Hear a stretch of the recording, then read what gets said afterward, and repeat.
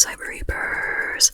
Hello, Cyber Reapers. Real quick. I wanted to just say, my book, young adult future setting thriller, sci-fi thriller, comes out in July, so if you want to be an ARC reader for that, ARC reader applications are open, and also pre-orders are open. And yeah, reviews really help indie authors, so I'd really appreciate it if you could help support in any way you can. And also just watching these videos helps support me in general, so thank you so much for being here. And let's get into the star of the show, the actual book that we're here to talk about, right? So, I've been diving into horror quite a bit. Horror. It's really hard for me to say that quietly, isn't it? Horror. Horror. Anyway, I've been diving into horror lately, and so this book got on my radar, I think due to Threads, actually. I was looking on there for, I think I was just scrolling through Threads and I found a list of horror books with black authors, so I was like, oh cool, let's take a look. And so, yeah, I found There's No Way I'd Die First by Lisa Springer. And, I mean, I have the cover pulled up here, and the cover is just beautiful. The art and everything. Like, yeah, it's so great. And here it is for you to be able to see as well. So pretty, isn't it?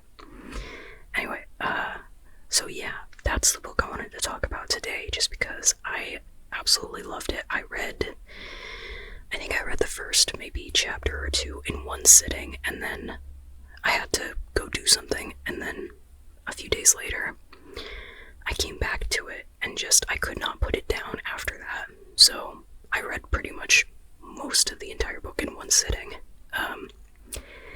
And it was night time when I did that, so that was a little bit my mistake, because that cut into my sleep, and it also, well, it not only made me tired for the next 2 days, but, it's a horror book, so reading that before going to bed, maybe not the best idea for my dreams. But it's okay, because the book was worth it. So, let me talk about it a little bit, right? The premise. So, Noelle is the main character. She is really big on horror movies. She runs and manages a cinema club that focuses on horror movies. She is also a black girl, so she introduces a lot of insight and perspective on classic horror movies you might think of that, they're not very inclusive. For me, for example, a lot of the Scream references in the book were really, I really noted those in particular, because the Scream movies were part of my inspiration for the book that I wrote that is coming out in July, so that's my debut. And the Scream movies, I really found a lot of interesting things about them that, like, story-wise, and the self-awareness of the characters, which this book also kind of shares that, especially with the main character being such a big horror movie fan. So she's self-aware of, like, horror movie tropes and how things go, and just how to think, like you're in a horror movie. And I'll come back to that, probably. I meander. But anyway, it's, something about the Scream movies, though, that you can note, particularly in the first 4 movies, which I think this book came out maybe, or was written before the most recent 2 movies came out, Scream 5 and 6, so, I think it was mostly talking about the first 4, in talking about the inclusivity or lack of. For example, like, if I remember right, there were only 5 black characters, maybe. In the Scream movies, there wasn't any in Scream 1. Scream 2, I think, had maybe 4 that I remember. And then Scream 3, I think, had 1. Oh, wait, sorry. I can't count Scream 4, because I technically have not seen it, just because it's not popped up anywhere in my... But I've seen so many reactions that I know what happens in all the movies. The thing is, though, I think the only one who really survived, like the only black character who survived in Scream 2. Oh. I just realized this might be spoilers. Okay, well, just as a note, this book does cover a lot of, like, horror movie related stuff, so if you're going into this book, just kind of expect that there might be some aspects of it spoiled. For example, like, well, this spoiler about Scream 2 is that out of the black characters who are in the movie, only one of them survive, if I remember right, and that's the cameraman. And I loved also the jeez, I'm getting ahead of myself. There are costumes involved in this book, so and one of the characters dresses up as the cameraman who survives in Scream 2. So I'm getting ahead of myself. I'm sorry. I'll try to slow down. I got very excited about this book though, and I'm very excited to talk about it. Cause yeah, even though I'm not super well versed in classic horror movies, I know like the bare surface level of most of them, and then just my knowledge of Scream for whatever reason is just extremely imbalanced in comparison to everything else. So yeah, where was I? Okay. So this book has a lot of, it has commentary and insight on, say, a black girl's perspective of classic horror movies, especially ones that were very much geared toward white audiences, but it also brings in horror movies that were geared very much for black audiences. So it's really interesting to read that perspective, and I highly suggest it for anybody. So yeah, I very much, as a mild horror movie fan, I very much liked this book and enjoyed it. It reads like a classic horror movie kind of style, but it has more inclusivity, and it doesn't shy away from talking about different types of privilege, especially near the end. And I won't give away talking about the ending. I'm just going to kind of talk about vibes in relation to the ending and the villain of the story. But without spoilers, I can see where there were like elements of Scream that came into the book. Yeah, no spoilers, so I'm not going to talk about exactly what is making me think of it, but anyway, premise. Noelle, she runs a cinema horror movie club, which I can't believe that's the only bit of the premise I've talked about so far. It's okay. I meander, you know me. Or maybe you don't and you're new. Regardless, thank you for being here, because I'm gonna talk to you for quite a bit about this book. So, the premise is Noelle. She wants to promote her cinema horror movie club, and so as Halloween rolls around, she decides, hey, let me get some of my top influencer people from my class to come to this party. It's gonna be awesome, and they can, take pictures of the fun decorations and them in their costumes and post it on social media and drum up excitement for the club, essentially.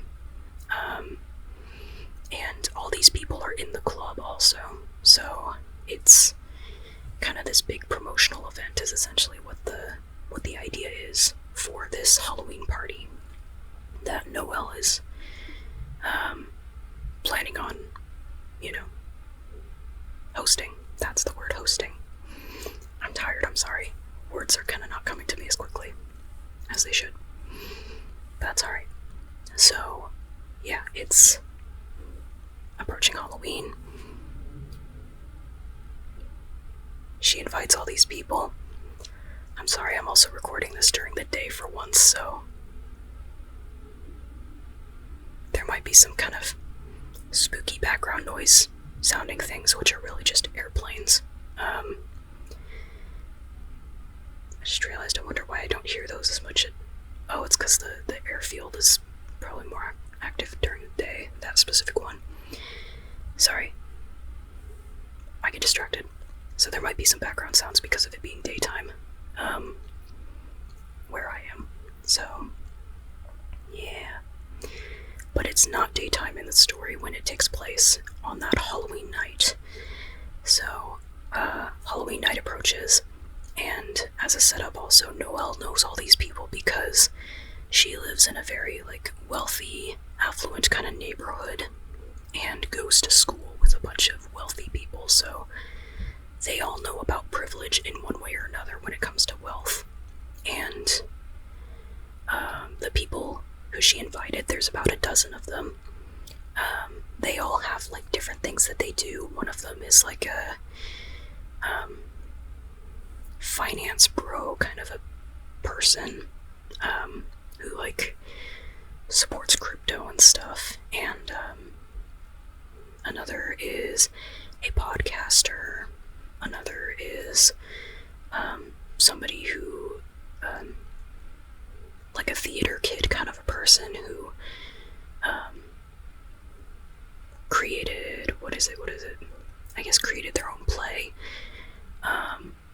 And another is, I'm trying to think through like all 12 of them, what's kind of differing stuff.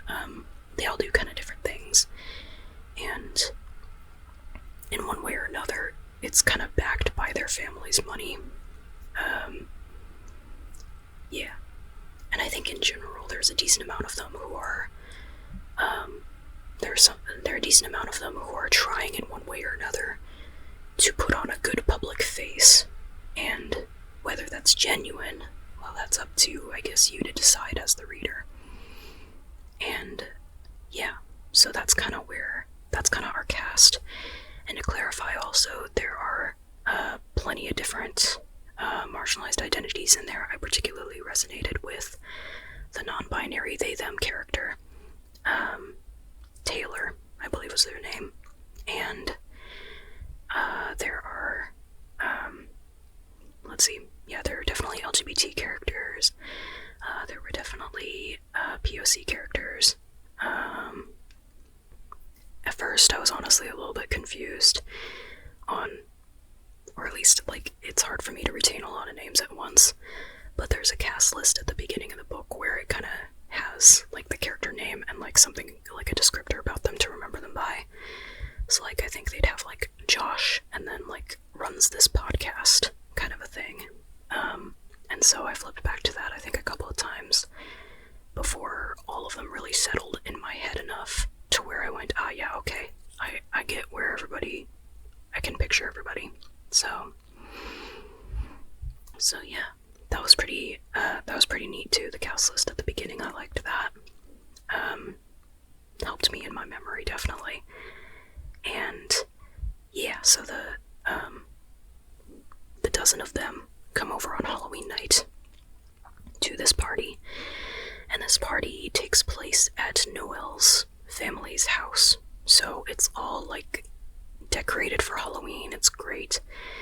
The descriptors of all the like Halloween decorations are so fun because I'm part of a household that we love Halloween. Halloween is the holiday that we celebrate the most. It's like we go all out with decorations and everything. We used to, prior to COVID, have a Halloween party every year where there was like costume party thing, and we gave out little prizes, and it was a lot of fun. And it's a little unfortunate we don't do that as much now, but I think, people move away and stuff, especially since I graduated high school around that time. So, where have the years gone?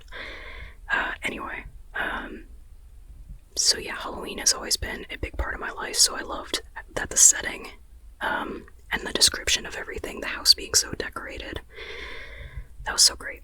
And yeah, so I recommend this book for Halloween fans as well. I mean Halloween the holiday, but also probably Halloween the movie as well, or movie series. I'm gonna be honest, I haven't seen all of the Halloween movies, I've just seen the first one. Yeah. We're such a Halloween Halloween household that, and we're also a sewing-y kind of household to where we have this mannequin stand, you know, what you put clothes on as you're like fitting and tailoring clothes. We have this mannequin stand, and it didn't really have a head, so we stuck a head on there of like a Michael Myers mask. And so we just kind of treat Michael as almost like a sort of, not exactly another member of the family. We don't treat Michael like he's sentient, but we talk about Michael as if he is, kind of. So, and of course it's fun to prank family members by standing Michael outside the door every so often whenever. Anyway, we don't do that as much often anymore just because it got to be a little much. But like I said, we're a Halloween-y kind of household, so I really liked the descriptions in the book about everything being set up already for Halloween, and what else? Oh, like the food as well being like kind of Halloween themed. So just stuff like that brought me back to the Halloween parties that we used to host, and so yeah, I hope one day that I know enough people in the same area that I can invite people and host my own Halloween parties again. That'd be so much fun. Or at least go to Halloween parties. I don't have to host them, just I like Halloween. I want to be able to celebrate it with people. So after that detour, Halloween party, it's essentially the activities are like we're gonna watch a movie, and like a scary movie kind of thing. We're gonna have dance party session kind of period of time, a bunch of like Halloween fun stuff, and also Noelle decided that in order to have a bit of extra scary fun, she would hire a scary clown to play hide and go seek with everybody, right? And the clown would be it. Ah, that's funny. Sorry, thinking of it, the clown, Stephen King. Yeah. Anyway, I have also not seen that one, but I believe that was also referenced though in the book. But yes, so this clown comes over, and yes, he is doing his part to be a scary clown, and so much so that everybody's kind of a little unnerved, like going, this feels a little off, he seems a little too creepy.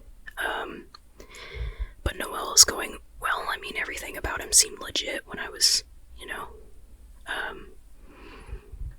when I was, like, communicating with him and stuff, so he's probably just doing a really good job at being, a scary clown.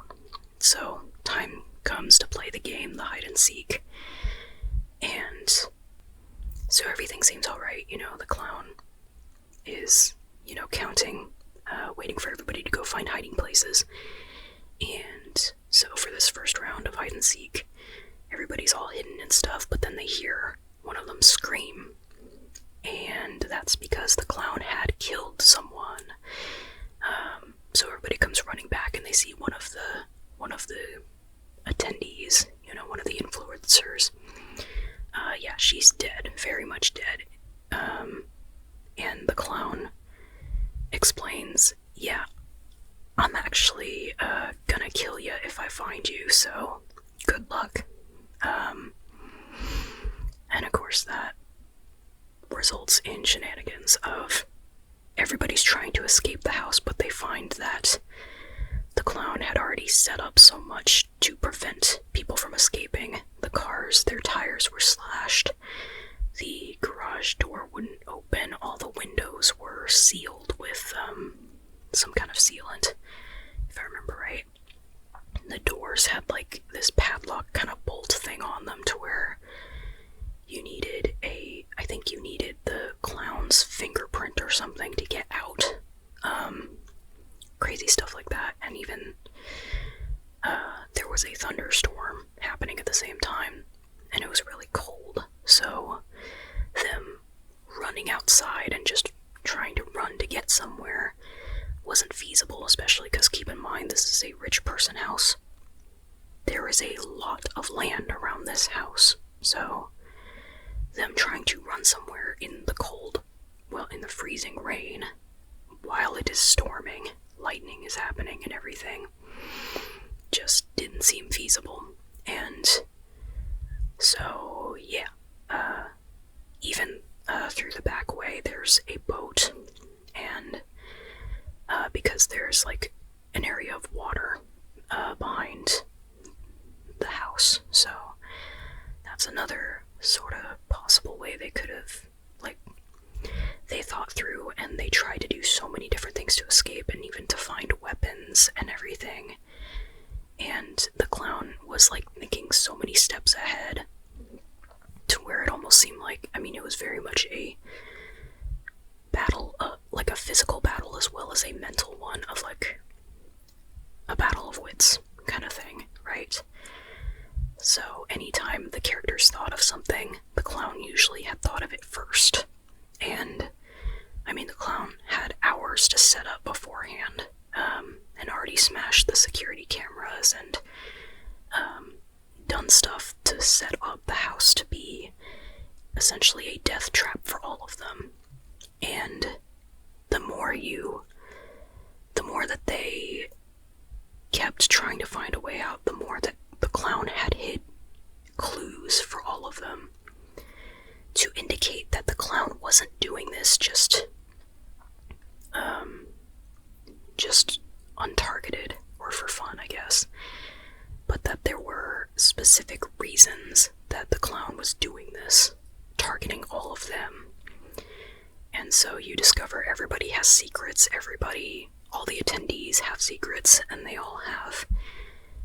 they've all made mistakes and things that they're ashamed of, or different levels of shame for it, I guess. But the more that you read, the more that you find, oh, okay, so the clown is targeting them.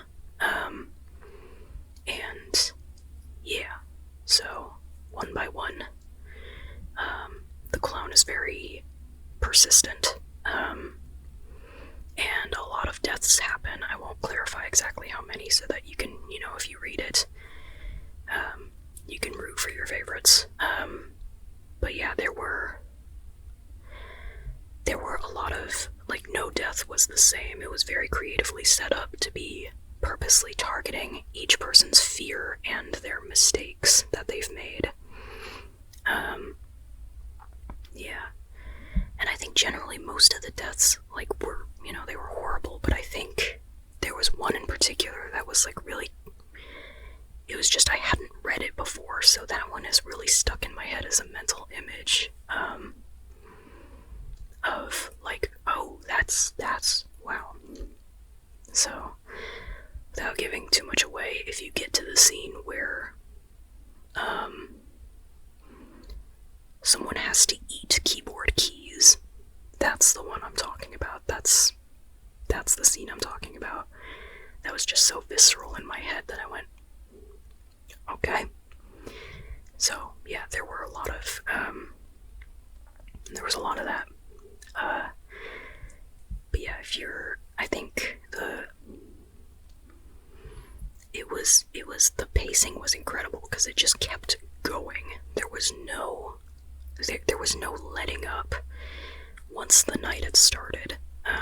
Because I mean, there were the first few chapters where it was kind of setting up what was going to happen, the premise of Noelle inviting all these people over for Halloween. And then they got there, and things started out as a fun night. But then as soon as the clown comes in, it really, like, everything, the entire rest of the book is such a fast-paced book, to where, I mean, every time the characters almost have a moment to breathe, they just have to keep going. There is no sense of safety for the entire book, because you just never know when the clown is, like, next gonna do something to mess everything up. And so it's really interesting to think through all the possibilities of, like, going, okay, how is the clown staying a few steps ahead, and also why exactly, like, who is this person, and why exactly are they attacking this group? Like, you can kind of get the why from the clues associated with each death, targeting mistakes and fears. But I think there's also a little bit of an extra layer of like, okay, but who is this person and why specifically them are they attacking us? You know, that kind of thing. So it was interesting to hear from the clown's perspective, I guess, because he did talk and you did learn about, well, his perspective. Again, I'm not going to give away much about that. I'm just going to say, vibes-wise, it's a really good, I think he was a good villain in the sense of always being a few steps ahead,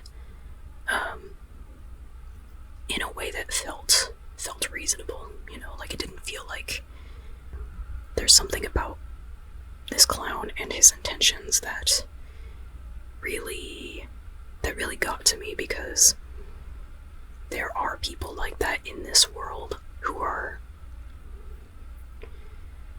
again, I'm not trying to give away anything, but they are hypocrites, and their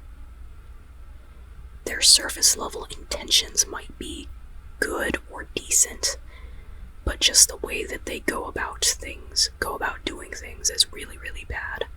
And it reminds me of the zealousy of,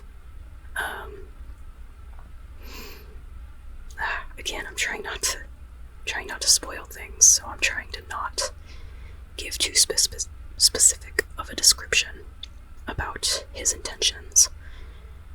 But let's just say it has to do, there's levels of hypocrisy and there's levels of like zealousy, and in trying to sort of serve a good cause, or what they think is a good cause, it's just a bad way of going about it. Like, I can get being irritated over the mistakes that the influencers made, but it is not worth killing them over it.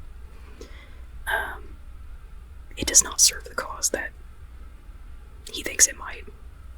So anyway, alright, I think that's all I'll kind of say about the villain's, like, intentions, I guess. But really, I think you just kind of have to read the book in order to really experience the whole thing on that. But yeah, and it's especially interesting too, going back to, I'm trying to again, avoiding spoilers, but going back to how this perspective is, like, this is a black girl's perspective telling this story, and this book touches on different types of privilege, and so putting this particular villain up against this black girl who has like such knowledge on horror movies, and horror movie culture is a really interesting pairing. Yeah. So it's just, I really enjoyed the book. And like the last thing that I had in my notes that I wrote up for like my reviews on this book was that, like, the villain was definitely smart, but that doesn't mean that the characters or the influencers were dumb. Like, they were definitely thinking through everything they possibly could to get out of this, to survive, given the resources that they had, the things around the house itself, and yeah, to clarify also, they they didn't have their phones at the time. The clown had done something to their phones, so they were very much isolated, especially with the storm out and the amount of land that it would take to run through, and the fact that the clown had weapons and they all didn't, so just a lot of things were stacked against the characters.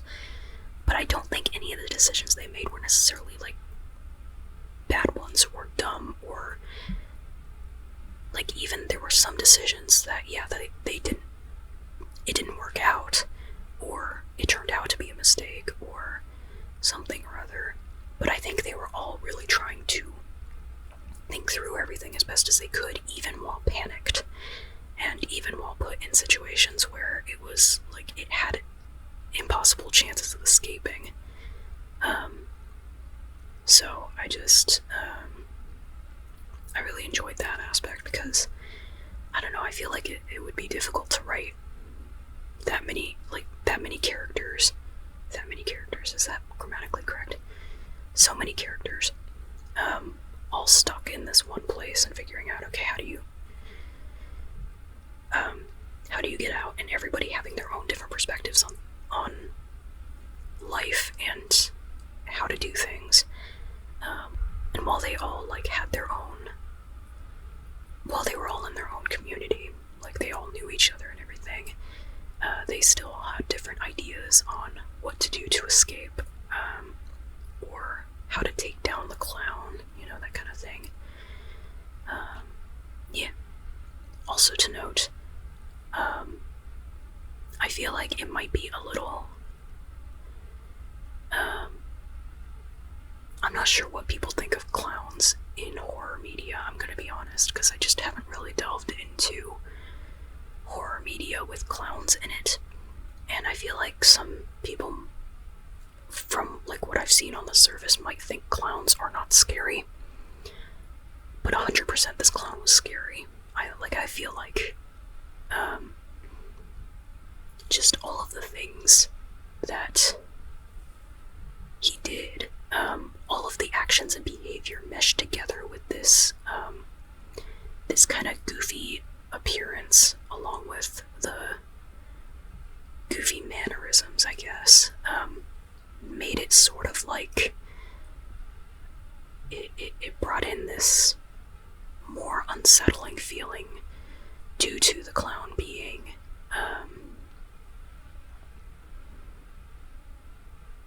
a little bit silly, or taking this not seriously. The clown himself was not taking this seriously based on his mannerisms or behavior. He was making it into a joke, making their deaths into a joke, and I think that made it extra powerful. So yeah, in case you're I feel like I've heard some people be a little bit unsure about books or movies or whatever with clowns being the bad guy, or being, creepy or villainous, and I'd say that this one definitely works. Yeah, and I think it's, again, another kind of interesting mix of having that sort of frivolous with deadly mixed together, along with the book's kind of, it draws attention to privilege, and how there's the mix of frivolous with getting away with really bad things, mixing that together as part of wealth, or privilege in one way or another. And so I think the choice of a clown as the villain was a clever one because of that, commentary and bringing attention to that. And so, yeah, I thought it was really neat. The entire book as a whole, and also the way it does kind of make me think more on, just ideas of how do you change the world for the better, and how do you acknowledge privilege and use it to do good, and to uplift voices and perspectives that are marginalized, and so, yeah, and how to do it with actual impact, I suppose.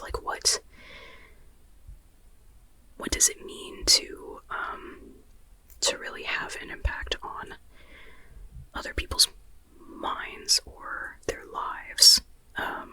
Is it, what is enough? Is it enough to is it enough to draw attention to social issues? Or do you also need to volunteer all the time? Like what, just thinking about how individually and community-wise people can help, help to, I guess, uplift each other. Yeah. Again, I'm not going to go into why that's relevant in this book, but it covers it, so yeah. What else? So, yeah. So just to clarify, Lisa Springer is a Black woman author, so if you are looking to support more Black women, especially authors, I'd say, yeah, read this book, especially if you're a fan of like classic horror style things, but with more inclusivity and more modern commentary on privilege and hypocrisy and stuff like that, really. Yeah. And I'm trying to think what else, because I really enjoyed this book. Like, I finished it in one sitting, both because I was enjoying it and having a good time reading it, and also because I knew that if I stopped in the middle, my mind would feel like it's too unresolved for me to go to sleep. So I just kept reading because, well, it felt right to keep reading. And especially with the fast-paced nature of the book, it made it more exciting, I think, and it made me more eager to just keep going until I finished it. But I think also that because of the fast-paced nature, you probably could take breaks from it and then just come back and it just, like, you hit the ground running, and just keep going through, you know, the characters trying to figure out a way out, and to get help, and, yeah, and essentially just not die, especially to not die a gruesome death, because, yeah, the deaths were not mild, or they were not, they didn't let the characters off easy, so, yeah. So I think that's kind of all I have to say about that book, at least right now that I can think of. It was a really fun experience and also an enlightening one, and it really made me feel kind of neat too. It made me feel neat. That's not what I meant to say. It was neat because it made me feel connected to the main character Noelle, through her horror movie knowledge and her adaptability, her grit, her absolute need to figure out a way to get herself and as many others through this as possible. She was a really good character to follow.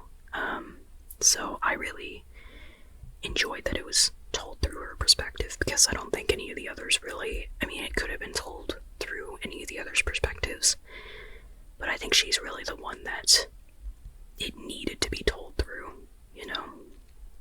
And so, yeah, yeah. So I highly recommend this book. Again, it's called There's No Way I'd Die First by Lisa Springer. And, yeah, I think the cover captivated me the first time I saw it, and that's probably why I chose it first, or looked through the library for it first. So, yeah. Alright. I appreciate you so much for listening to me this whole time. Yeah, I feel a little funny because I'm less tired than I usually am while doing these, while doing the talking about books. So I think I hit my points kind of a little better than I usually do, although I did ramble a little at the beginning because I love Halloween. But yeah, so I think that's all I have for you right now. And if you've read this book, I hope you leave a comment about how you enjoyed it, because I'd love to talk to somebody about it. Because, yeah, just any book I put on here is really just, it is praise, because I I enjoy these books, and I enjoy uplifting books that I really enjoyed. So, yeah. So, alright, thank you again for listening. You're a wonderful listener. And I hope you have a great day or a great night, or have fun doing whatever it is that you want to do next. Alright, see you next time. Bye.